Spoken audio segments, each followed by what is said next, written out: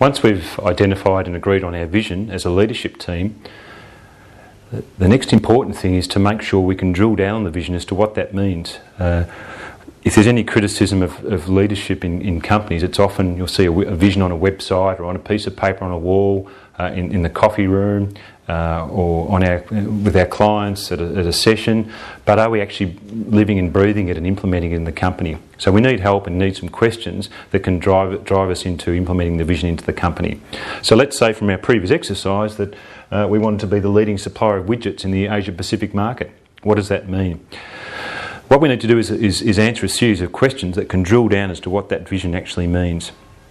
The first one is, well, if we're going to be the leading supplier of widgets, what do we need to excel at? What must we be 100% at and not accept mediocrity in? So if it's a leading supplier of widgets, we need to be high quality in our widget production. Because it's a manufacturing industry, perhaps we need to have minimal inventories to keep our costs down. Maybe we need to have on-time delivery. So there's certain things that we no longer accept in a mediocre fashion in our company, and you need to identify them. They're your critical success factors.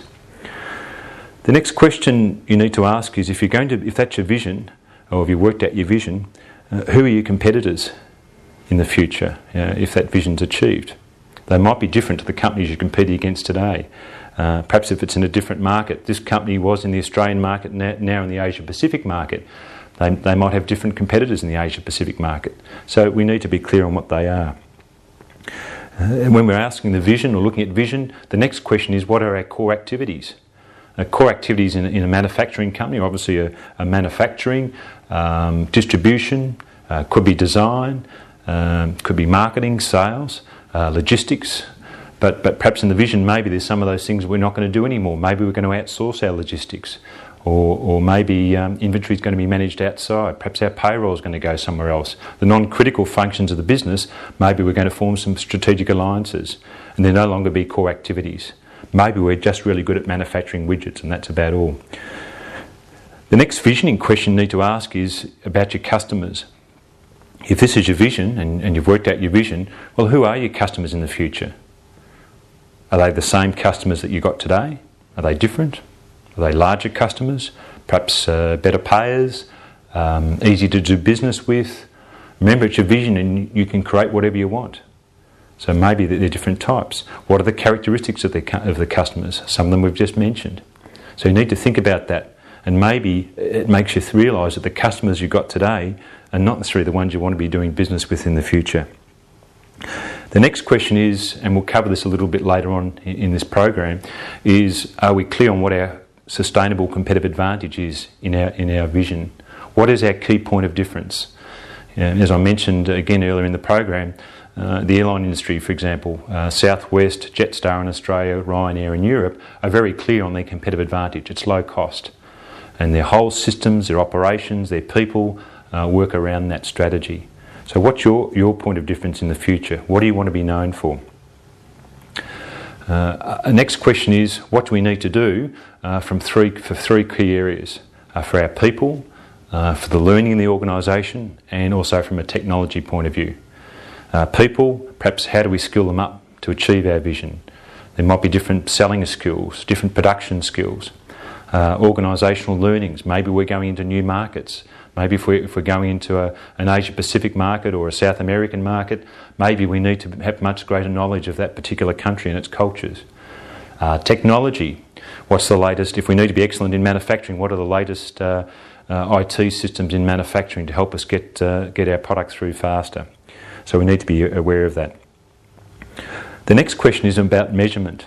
Often when people are doing strategic plans, strategic setting, and particularly in the 80s and 90s, the accounting industry, I think, were very strong on driving strategic planning, and often it was just all about measurement. Today, measurement's just one other part of the vision. So if you've articulated what your vision is, how are you going to measure that?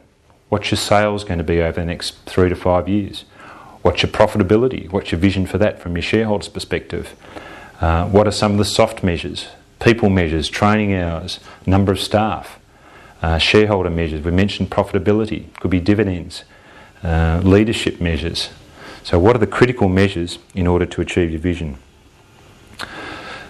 Another question that you need to ask is again about your customers, is what is it they're going to value? We've probably already answered some of it. It could be dealing with your competitive advantage, could be lowest cost or high quality, but there's other minor things that customers might actually value highly that's not affecting your market position. It could be fast response to telephone calls. It could be real-time information on where their product is in the manufacturing stage.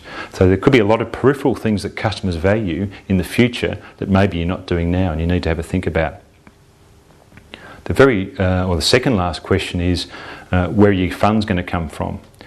When you look at your vision and your future, and particularly if there's a lot of growth in your view of how you see the business, how are you going to fund that growth?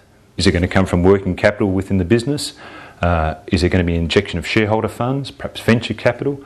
So how are you going to fund your growth? You need to think about that.